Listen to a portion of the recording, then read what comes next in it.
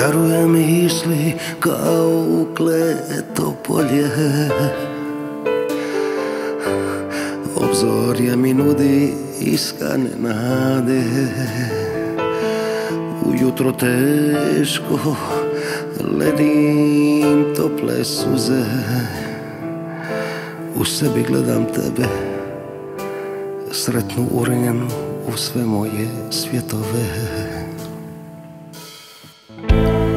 Ostavimo riječi, kažeš i šutiš, a ja se hvatam za njih kao za posljednu pticu.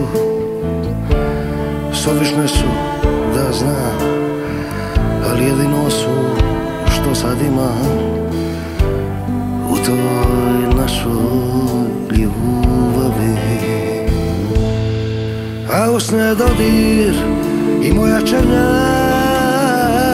vapaj ostavljaš netaknutom nadom. Na trenutke sam hrabar, prko sam hladan, ali u poplavama tebe se utapam.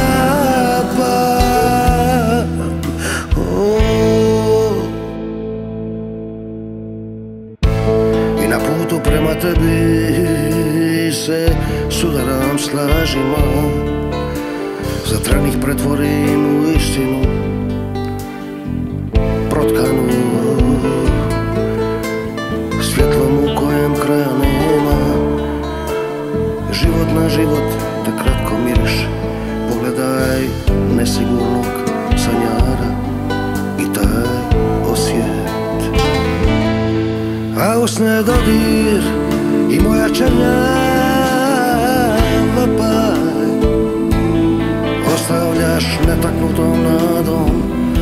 Na trenutke sam hrabar,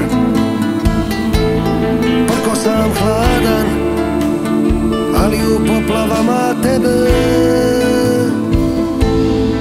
se utapam.